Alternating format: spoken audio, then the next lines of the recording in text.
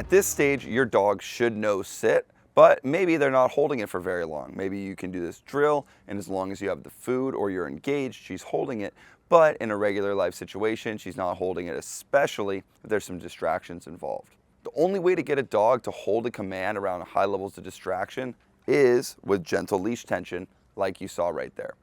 But the thing is, the same way that we need to teach the command with food, same way we typically want to be teaching leash tension. What we're going to be doing is we're going to be putting on a little bit of leash tension and getting her to understand what that means. And let me show you how that works. Okay, slight leash tension up, boom, and then reward. Now, it's not always that easy, but what I'm going to do is I'm going to show you what it looks like when it's easy, kind of like what it's looking like right now, as well as how to overcome adversity. So Goldie, free, free. Gentle leash tension up and reward.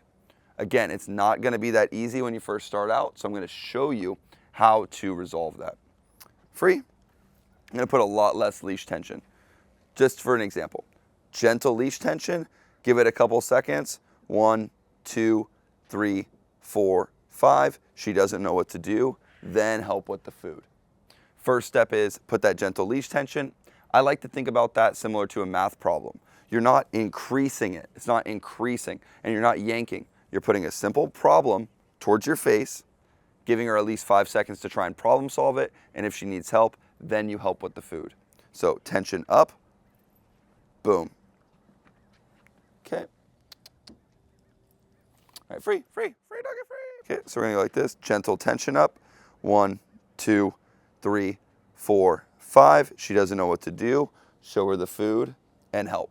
Very important, guys, use that daily food for training, no food in the food bowl, because how are we going to be able to help her overcome adversity and learn if she's not food motivated? It makes it extremely challenging. Now that we did that, we're going to go on to the next step, which is the down. So pull up, good, get the sit. Now we'll do this one, step down on the leash, boom, then reward. Here we go, and it's super gentle, just like this. Get a little bit of tension on the leash, and then just step down. So we're going to do it a little bit more difficult for now, just to kind of show you guys what the process looks like. But she's standing, step on the leash, okay, and reward. Good. Same concept is a little bit of leash tension down, and if she needs the help, guide with the food. But once you start to see this behavior, you see how this looks. You see how I can't even barely pull on the leash. She's already laying down. I barely touch the leash. She's already sitting. Once you see that behavior coming from your dog, then you can go on to step 3, which is hard yanks. But if it doesn't look like this, it shows that your dog doesn't truly understand the command, doesn't truly understand what you're asking for. And so it's not really fair to correct because they don't understand what their goal is and what they're supposed to do. So you want to wait for your dog to be looking like barely touch the leash, touch the leash. Okay, this is a good one. 1, 2, 3, 4, 5. Then you help with the food. And you can see how many rewards we're giving. That's why it's so important to use our daily food, because there's no worries about the calories. And when you pull on this leash in the down, this is how you want it to be pulled. You want to pull it from their head to their paw. Okay, head to paw. A lot of people, what they'll do is they'll pull the dog out this way with their foot. That's not what you want to do. Head, right to the paw. Look where my foot ends up. Bam!